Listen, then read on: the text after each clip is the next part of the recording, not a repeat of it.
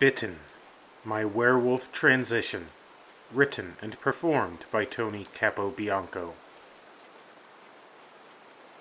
Anxious, afraid, and better than ever, I awaited the setting of the sun. That evening marked 13 days since I had survived a werewolf attack. My hearing had remarkably improved to astonishing levels. The dripping faucet in the bathroom came to sound like fat droplets of rain plummeting onto pavement. Even when I was on the other side of the house, the sound was crystal clear. The sirens of police cars produced a loud and sharp sound that was very painful to my sensitive ears. When I heard the sirens, a base urge to cry out built up within me. Had the sirens blared any longer than they did, I suspect that a terrible headache would have taken hold. The change in my hearing wasn't the only remarkable change either.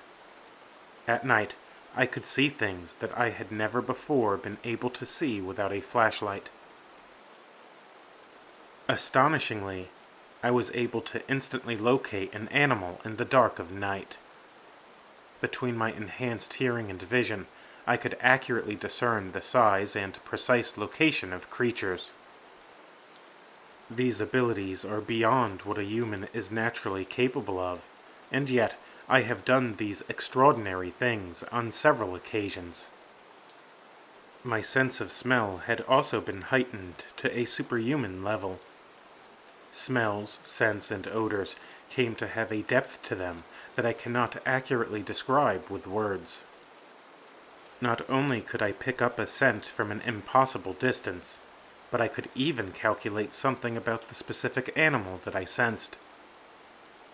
The way my brain processed the sensory data almost made me feel like I had developed extrasensory perception. My new spectacular abilities had greatly increased my confidence.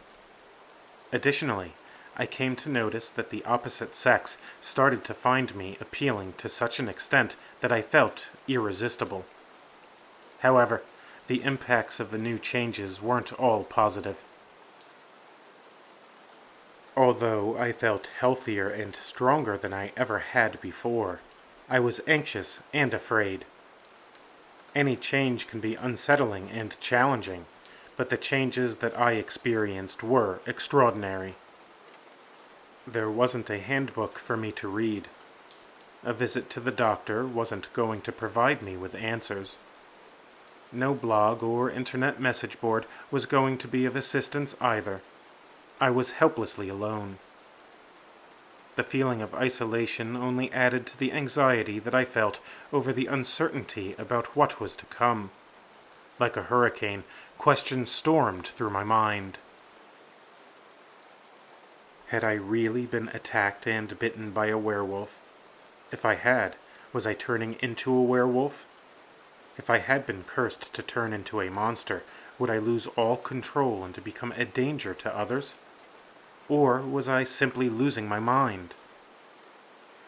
Digging for answers, I replayed the fateful night of the attack over and over in my head. On a cool September night, I walked home from my friend Georgie's house. His house was only about a 5-minute walk from mine. Being a rural area in the Hudson Valley, it was common to hear dogs, coyotes, and foxes in the evening. However, the sound that I had heard that evening was unlike anything that I had ever heard before. It was the most guttural howling. Deep, booming, and incredibly loud, the sound reverberated through my bones. While I didn't know what animal could have been capable of making such a powerful sound, I knew that whatever made it must have been really big. Picking up my pace to a brisk walk, I continued on my way home. I chose to walk rather than run because I remembered what animal experts from wildlife documentaries had advised. It was often said that running away from a predator can be a dangerous response, because doing so can trigger their hunting instinct. All I knew was that I didn't want whatever had howled to chase me as if I was a tasty rabbit. As I briskly walked toward my house, I heard the sound of something running through the woods. It sounded large and heavy. There was no mistaking the fact that it sounded like it was getting closer. The large animal was coming to me. A white-hot flash of fear seared me before transforming into a freezing chill. The rapid release of adrenaline helped to make sure that the great fear wouldn't paralyze me. Quickly, I transitioned my brisk walk into a sprint for my life. Indeed, I ran like my life had depended on it because I believed that it did depend on it. As I raced to get to my house, I glanced over my shoulder to see if the animal was near. The light of the glowing half-moon revealed an impossible sight. The animal that was chasing me was very large. It was bipedal and stood nearly 7 feet tall. Gray fur covered its body. While it resembled a human, it had a large, elongated head of a wolf. The creature's yellow eyes shined by the light of the moon. I couldn't believe my eyes. Werewolves weren't supposed to exist, and yet I was being hunted by one. Terrified, I ran even faster. Suddenly, a sharp, piercing heat sliced through my back. Simultaneously, my body had been launched into the air. I crashed face down onto the ground with great violence. The wind had been knocked out of me. When I tried to get up, the beast knocked me right back down onto my back. The terrible werewolf used its sharp claws and slashed me across my chest. The pain was intense. Being on my back made me feel even more vulnerable. I had failed to outrun this supernatural predator, and I would surely die if I solely relied on brute force. This thing was incredibly strong, and there was no chance that I might overpower it. As fast as everything was happening, I had to think even faster. I remembered that I was wearing my Ankh necklace. I wasn't carrying a knife or a gun, so I would have to make do with what I had. As the ferocious werewolf opened its large jaws filled with sharp teeth wide, I ripped my necklace from my neck. With my left arm, I blocked the werewolf from biting into my throat. Its large teeth ripped through my flesh and crushed the bones in my arm. The sound of my bones crackling was sickening and terrifying. The power of its bite was otherworldly. As much pain as I was in, and as afraid as I was, I used the Ankh in my right hand as a weapon. With all of my strength, I thrust the pointy end of the necklace into the wolf's left eye. The werewolf whimpered like a sick and dying dog. Had my life not been about to be extinguished by the beast, I might have felt sympathy for it. The desperate sound that it made called to mind the sound that my beloved Doberman Pinscher had made when he breathed his last.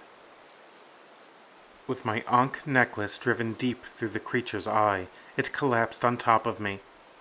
The weight of the wolf was crushing.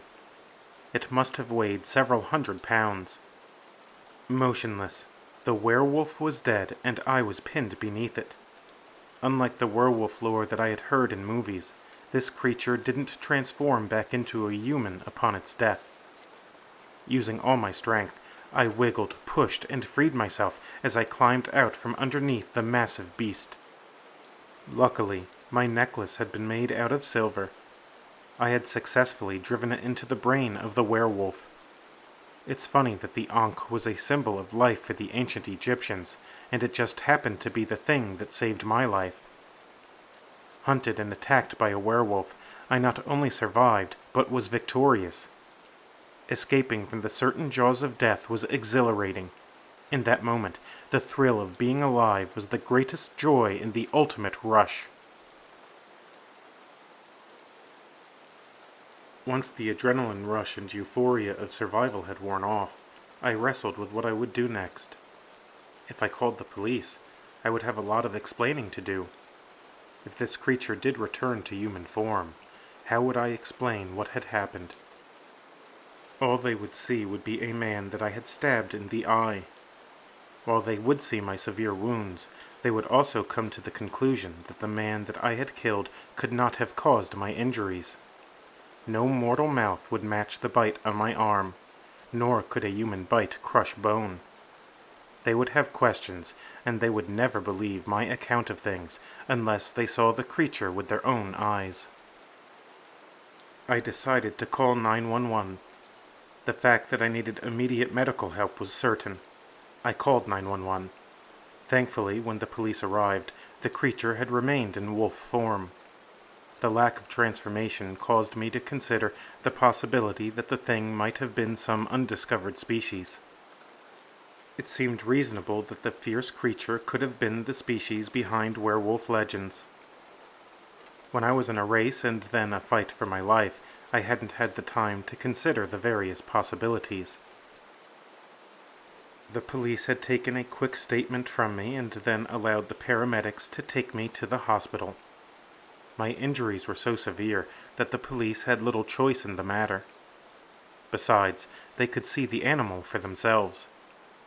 As I was being transported by the paramedics, I saw the astonished looks on everyone's faces. With the pain medication setting in, everything seemed even more surreal. As if in a fantastic dream, I felt like I was floating away to the next dreamscape. I spent the night in the hospital. The doctors were prepared to operate on me once they were confident that I was clear of any infection. The series of rabies shots that they had given me were painful, but a better alternative than the 100% mortality rate of rabies. The next morning, the doctors were dumbfounded to find that my bones had already healed to the point where surgery was no longer necessary. Although the x-rays showed that the animal had crushed the bones in my arms, the new x-rays revealed that the bones had healed. The doctors couldn't explain it. They had never seen or heard of anything like it. Thankful as I was for not needing surgery, I began to grow concerned. Rapid, unnatural healing was part of the werewolf lore that I was familiar with.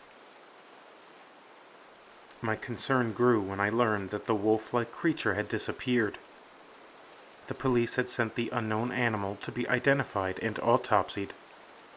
To everyone's shock, in the place of the remains of the mysterious wolf was the corpse of a man. The man had the same cause of death as the wolf. My silver ankh necklace was lodged deep into his left eye. Not being able to explain the events that transpired, the official police report said that I had killed an assailant in self-defense. After all, what could they say? The body of the wolf had vanished, and the wounds that I had suffered had already healed to an impossible extent. Privately, the detective confided in me that he had not only seen the werewolf, but had also taken pictures of it. He gave me a copy of one of the pictures as a courtesy. I suspect that my case will haunt him for the rest of his life. Those were the extraordinary events that I replayed and examined in my head for the 12 days following the nightmarish encounter. Time and time again, I came to the same sensational conclusion. I had been attacked and bitten by a werewolf. It didn't matter that I had believed that werewolves were nothing more than myth and fantastical fiction. I had experienced what I had experienced. I had a picture given to me by the detective that documented what my memory had recalled. Along with the crime scene photos, I had the x-rays that illustrated the fact that the bones in my arm had been shattered by the creature's bite and then healed overnight. That was real, tangible evidence that documented what had happened that terrible night. No matter how much my mind wanted to rationalize the mysterious events, I kept noting that I had proof. While it seemed impossible for it to have been a werewolf attack, it must have been one. It couldn't have been an unreliable or false memory that was brought on by head trauma and emotional stress, because such things don't leave pictures. A hallucination doesn't result in a miraculous healing. I was convinced that it was a werewolf that had ferociously attacked me. It was a werewolf that I had killed with my silver ankh. That realization caused 3 responses. The first response was a sense of comfort in knowing that I hadn't lost my mind. The second response was one of gratitude for surviving the dreadful encounter. The third response was fear. Knowing that I had been bitten by a werewolf, I was afraid that I was cursed to become one. The lore about Silver being able to harm and kill werewolves had turned out to be correct. Additionally, the lore about werewolves transforming back into human form after being killed also proved to be true. Therefore, I was gravely concerned that the lore about a wolf bite cursing the victim to become a werewolf might also be accurate. As my senses heightened, my anxiety grew. In addition to my increased sense of smell, hearing, and vision, I experienced a profound change in my emotions. Fear, sexual attraction, love, and anger became powerful urges that I struggled to control. In fact, I often felt like I was losing control. It was as if I was regressing to a more primitive animal. I feared that I was going to lose my humanity. I kept thinking that the wolf inside me would devour me from the inside until it was all that remained. Could you die without being physically dead? If my consciousness was replaced by a foreign one, would I cease to exist? Was I becoming an evil monster? Would I transform and kill somebody? I did not know the answers to those questions which plagued me. If the wolf inside of me did take over, would it be a gradual possession, or would it happen suddenly? Would the transformation happen on a full moon, or could it happen at any time? The uncertainty was driving me mad. The anxiety was amplified by my inner wolf. Lost in my thoughts and in my fear, I isolated myself in my house. Living alone made it easier to quarantine myself. Not knowing when or if I'd change into a werewolf, I ignored my friends and family. This was something that I'd have to go through by myself. Each day after I was bitten, the urge to leave my house and walk outside at night increased. On the 13th night, the urge became uncontrollable. My every thought screamed for me to venture into the night. It was as though every cell within my body compelled me through my door so that they could be bathed in moonlight. As hard as I fought those powerful urges, it was a battle that I lost. When I finally walked outside of my house and entered the outdoors, a sense of peace fell upon me. Walking under the starry sky, a euphoria rushed through me. I felt like I was at home for the very first time. It seemed like this was my destiny, and it was empowering. The scents that were picked up by my nose were like the wonderful smell of food at a state fair. Yet, even that comparison is only a pale shade of what I was smelling. Walking down the road, a neighbor's dog barked at me. It was a big and tough pit bull. Without a thought, I flashed my teeth and growled at it. The sound that proceeded from me was inhuman. The dog then whimpered away with its tail between its legs. The scent of lady's perfume caught my attention. Before I knew it, I had walked a mile and arrived in the parking lot of our small town bar. I had followed the irresistible scent there. A man took out a knife, held it to my throat, and said, "Move and I'll cut your throat. Give me your money." The foolish man thought that he had the upper hand. He mistakenly thought that he had caught me off guard. The truth was that I smelled him from a mile away. My ears had heard him as he tried to silently hide behind a car in the parking lot so that he could spring his attack. With the speed of a striking snake, I grabbed his hand and broke it. The assailant's knife fell to the ground as he cried out in terrible pain. I had shattered multiple bones in his hand. 2 booms preceded 2 stings in my back. A second man, the partner of the first, had shot me twice. I fell to the ground. The man with the gun slowly walked up to me. As he put his hand in my pocket, it finally happened. A rush unlike anything I had ever felt before went through me. It was like a jolt of tremendous power. Each and every hair follicle on my body seemed to have exploded. Hair sprung up instantly all over me. At the same time, my body started convulsing. The alteration of my bones and skin must have been terrifying to behold.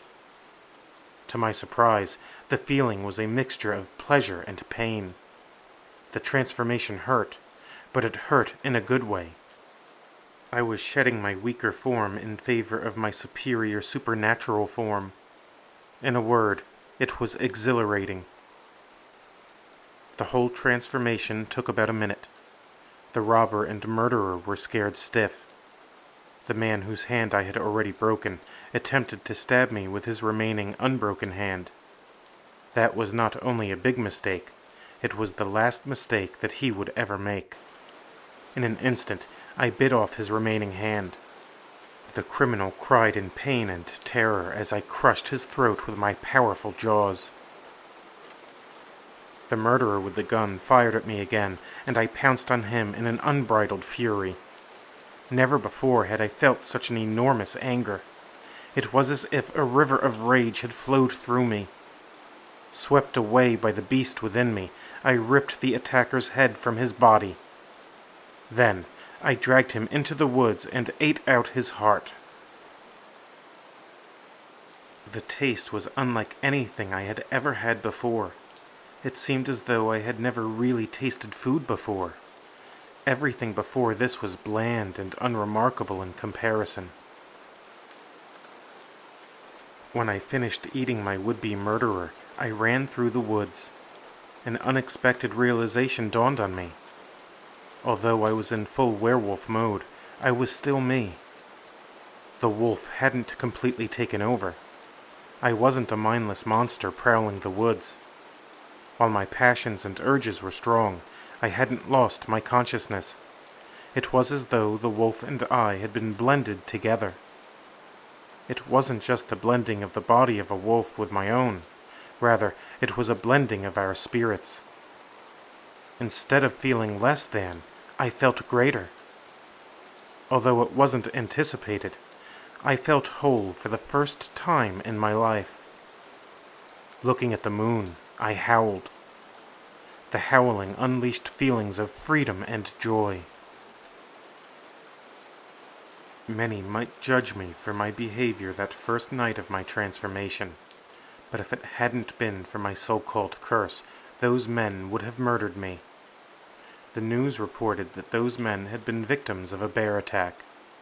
It was also reported that they had warrants out for their arrest.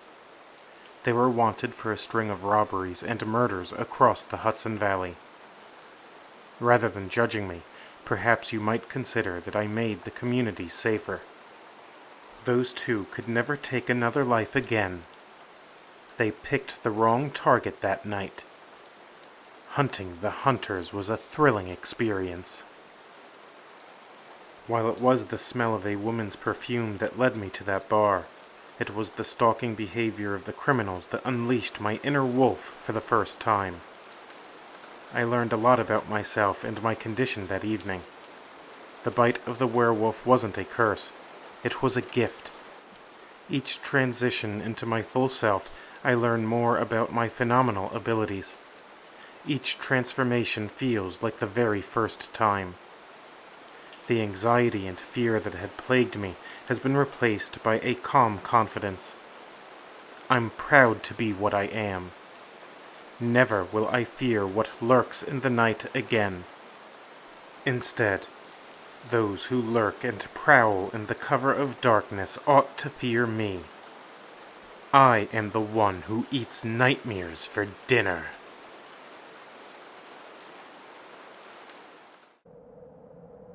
Thanks for stopping by the Haunted Half Moon Inn. I hope that you have enjoyed your stay. Before you go, please put a wooden stake through the like button and leave a comment for the spirits to read. If you did enjoy your time with us, subscribe to this undead channel. Doing those little things really helps me to reach more souls. The world is sick and hurting. It needs more horror. Help me to heal the world through horror. Together, we can haunt this world one home at a time. And always remember, just because you don't see them doesn't mean that they aren't there.